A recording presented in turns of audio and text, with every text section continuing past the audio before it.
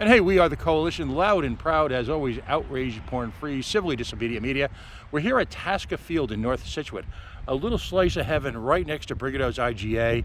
If you're talking town centers, this is really a meeting spot, kind of the gateway, if you will, to the Paris of Rhode Island. Of course, we're talking about Western Rhode Island, and towns everywhere from Burrillville to Foster, Gloucester. I'm here with someone very recognizable, Mike Chippendale. He is the now freshly minted House Minority Leader for your General Assembly. And the subject that is on everyone's mind, of course, is not only the elections, but these salary increases. Mike, thanks for joining us. My pleasure, Pat. Let's talk about fairness. I had an interview with Jessica De La Cruz, Mike's equivalent over at the Senate, and we talk about a lot of the mechanics, but people, I travel the state. Anyone who knows that there's days where I'm at 10, 12 spaces in one state, part of the state. From your perspective, do you see the level of insult that I do, that the sense of fairness that's been, that line that's been crossed with these salaries? Not only do I see it, I'm hearing it because I'm talking to voters. It's an election season right now. We're out every day speaking with the people that we represent. And frankly, the outrage is palpable at just about every door. It's a matter of, real estate, it's location.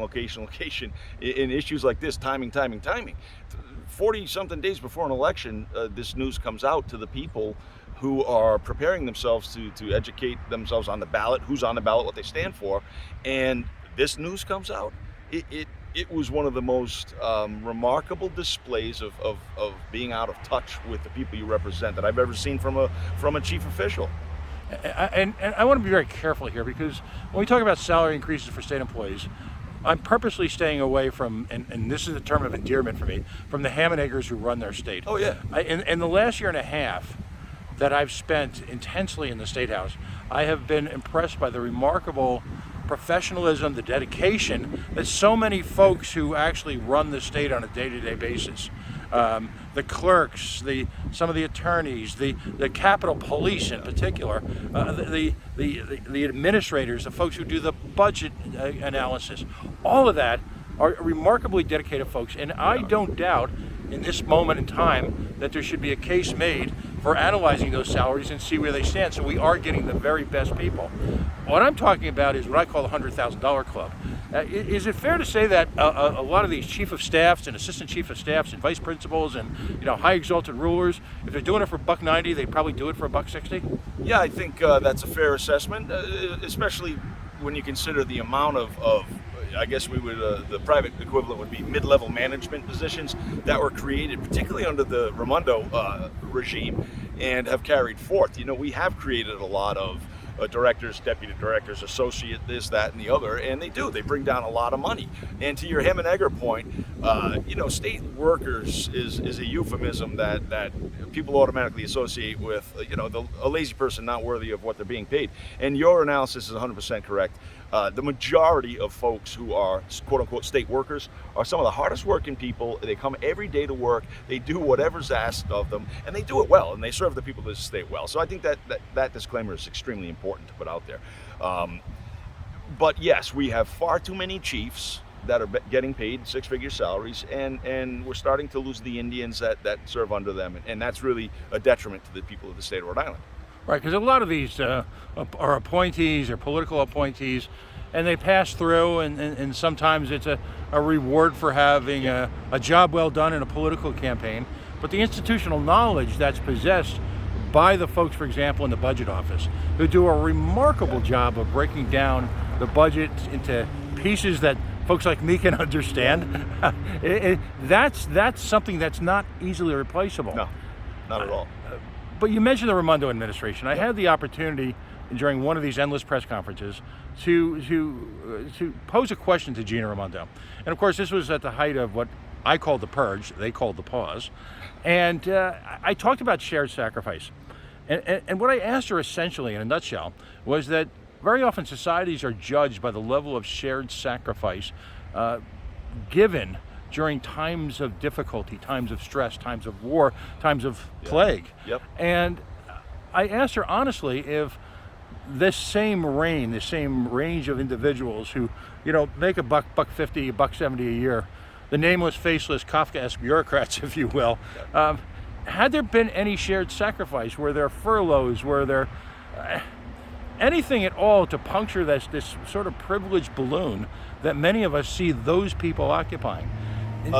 What are your thoughts on that? Well, there really weren't any shared sacrifices. I mean, we're in a time where our courts were largely closed down. Of course, they did operate skeleton crew-wise, but we still gave $3,000 bonuses to judges who had a lifetime appointment, while people working at the coffee shop or in restaurant, in the hospitality industry in general, or out in hospitals, CNAs or whatever, they were dealing with death every day. They were dealing with trying not to contract a disease. They didn't get a bonus. They showed up every day and they did what they could. There was no shared sacrifice outside of state government. And that, I think, is really the crux of the issue for a lot of my constituents is, why are all of these $3,000 bonuses going out to people who never really had to stop working? And even if they did it from home and they still got their pay when everyone else was suffering. There's resentment. There's deep resentment among a lot of people over that. And that's not going to go away anytime soon. What do we do at this point from a mechanical standpoint, if you will?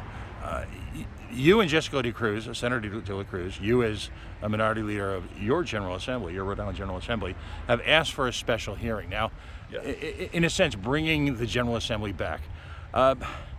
Unfortunately, you don't have the, if you will, the institutional clout to say you have to come back. Right. You can't issue an order to come back. And quite frankly, these are a lot of folks who were very happy to stay home or do some Zooms or even ignore their General Assembly responsibilities completely during the height of the Rona. Yes. So what reception have you been met with within, as we lovingly refer to it, all credit to Philippe and Jorge, Halitosis Hall?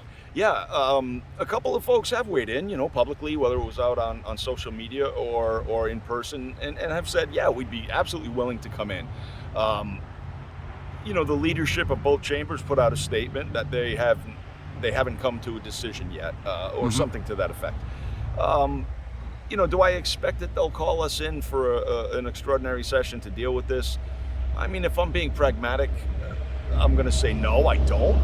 Although I think it would be a missed opportunity for the legislative leaders to show that we, their General Assembly, are in touch with what's going on in their lives, and that we realize the timing of this, these raises to six-figure salaries are just inappropriate. It's just not appropriate to be doing this right now.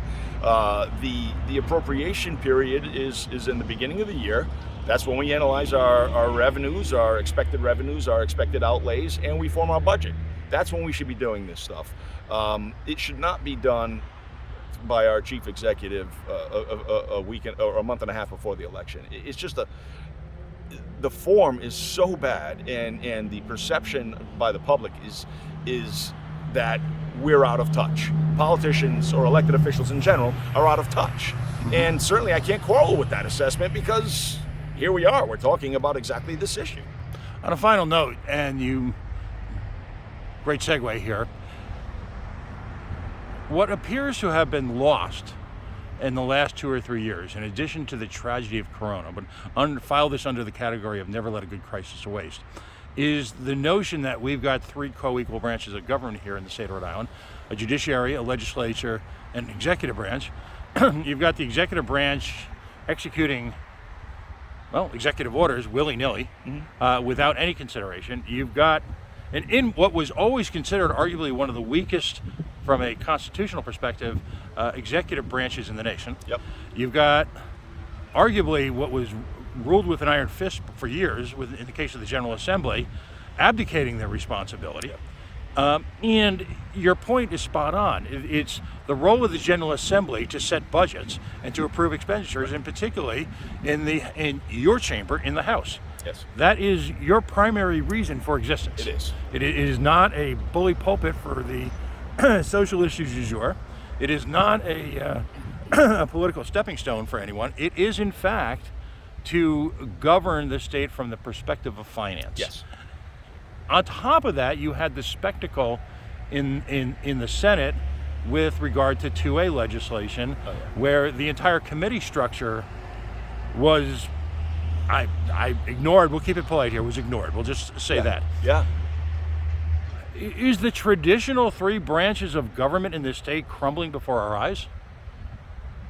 You know, that's a good question. It's a question that I could probably address for an hour straight, because it's an extremely complicated question. But in short, crumbling, perhaps not. Blurring, absolutely. You know, when the supermajority of the legislature is one party, and 87% obviously is a supermajority, and the administration is from the same party, there will be common interests among those based on strictly on party lines, and so that will bleed over, and we see it all the time. It's not uncommon for that. And when the legislative branch, many of whom are practicing attorneys, are the ones, particularly the Senate, who appoint the judges and create the magistrates in front of whom they will plead their cases at some inevitable point, there's a lot of deference given between the two, and intra branch, if you will. Absolutely. And we've seen it manifest itself in a lot of ways. And I could speculate on some of those ways with great, I think with a strong case that could be made for the suspicions on how this bleeding through has occurred. But I think that people know exactly what I'm talking about. When a judge is created by a group of individuals, that group of individuals is going to be viewed differently, and they're going to be treated differently, and we do see that. And when you have a warring faction between your executive and your legislative, like we did under the combined Raimondo and Mattiello regimes, where Mattiello was using the House Oversight Committee as a weapon to go against his political enemy, although from the same party, the governor, Gina Raimondo, that's unhealthy. That's not healthy. The Oversight Committee is there for a very good purpose, and we did great work, looking into the issues with the Raimondo administration, and we made good strides as well. But it's regretful, and it's actually sad that it took a political battle between 2 Democrats to make that happen. Because now I think we've witnessed that the Oversight Committee has lost its teeth. We are gumming away, and our dentures are put on the shelf. We're not doing anything of any substance anymore. We've practically stopped overseeing DCYF, which is probably one of the more critical issues in the state, and that entire issue is not resolved, and it is falling apart. So I think that continual blurring of these 3 co-equal but separate branches is going to eventually lead to a homogenization that will probably have the same effect as a crumbling. So in the final analysis, if we don't somehow achieve parity, and regrettably, we are a 2-party state, we're a 2-party system, so it has to be done inside that structure of the 2 parties. If we achieve some parity in the legislature, particularly in the legislature, I think we'll see that blurring beginning to sharpen again, and we'll see those lines reestablished a little bit more. But the people of Rhode Island have to be willing to accept that there will have to be a certain number of Republicans in the Assembly in order to make that happen, and that it's for their best interest. We have a very long and documented track record of predicting fiascos before they happen and actually trying to stop them. Most recently, the tolls. The record is replete with us laying out the warnings on the Dormant Commerce Clause in writing, in op-eds, in our floor debates, in our testimony. We essentially told them exactly what the judge's ruling told them last week. Right. And they did not heed our warnings because, damn it, they were going to jam that through because they had to get people to work, and now the taxpayers are on the hook for $170+ million worth of gantries, contracts, and legal fees that I'm sure is going to continue to grow. And we still have bonds out there now that don't have a funding source, so we're going to have to pay those. People have to accept it. Republicans aren't going to throw a monkey wrench in the works for the sake of throwing a monkey wrench in the works. We are the opposition party. We do bring up the other side of the argument, and I think we do a darn good job at that. And we've raised a lot of good issues to the forefront where they have been addressed in years past. And then on some, our calls and our warnings have gone unheeded, such as the truck tolls. So I think voters have to open up their minds and be willing to put in that number of Republicans that are necessary to create an adversarial system inside the legislature where balance and parity will be achieved again, because there's an opposing force. Because right now there isn't a strong enough opposing force to get all of the things done that need to be done for the people of our state. And until that happens, we're going to see the same things over and over again, which is mismanagement, misspending our money, foolish and reckless programs that ultimately come back and bite us and cost the taxpayers. Every single time a blunder occurs, the taxpayer gets the bill. And I think people have had it between energy prices, the tolls, all of the inflation, everything that's going on. They're done. They don't have any more bandwidth for this continued cronyism and these continued special interests that control the state. We need parity, and I am imploring folks to vote Republican this year, because we have to do it, and that's the way to do it, is to get some sort of an equitable balance inside the legislature. Unfettered power often results in chaos. And abuse of that unfettered power, absolutely. And, I think the next time we get together, because I want to get a little bit of a longer vision on this, let's talk about the state of Rhode Island's failure to honor the Supreme Court decision on the Second Amendment. Yep. Even states as notoriously anti-2A as Massachusetts, yeah, whose Attorney General has led the nation in anti-2A activism and is the probable governor going forward, stepped back and moved her state away to be in compliance with the United States Supreme Court. Yeah. Rhode Island has refused to do that. Lawsuits are forming, and again, we'll have the spectacle of the taxpayer ultimately paying for the political malfeasance of the ruling class. And absolutely, they'll be paying the legal fees, and ultimately they will lose. It'll be unfortunate.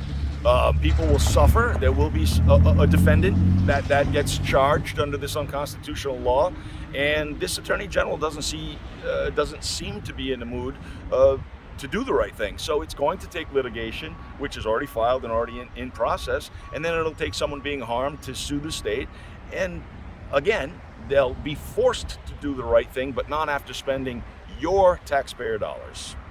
Mike Chippendale, he is now your General Assembly House Minority Leader. Looking forward to this kind of continued conversation throughout the year, throughout the House sessions. On an editorial note, the same availability is out there for folks on that other party. The coalition has a record of recording, and showing up for just about everything. But we value your time, and we certainly appreciate your input and the type of clarity that you and Senator De La Cruz have provided in a rather troubling moment. We are the Coalition, loud and proud, outrage, porn-free, civilly disobedient media. You can watch us at facebook.com/The Coalition Radio, on the mighty Twitter at Coalition_radio. And of course, you can see our live shows throughout the week at CoalitionRadioNetwork.com. Rep, thanks very much. Thank you.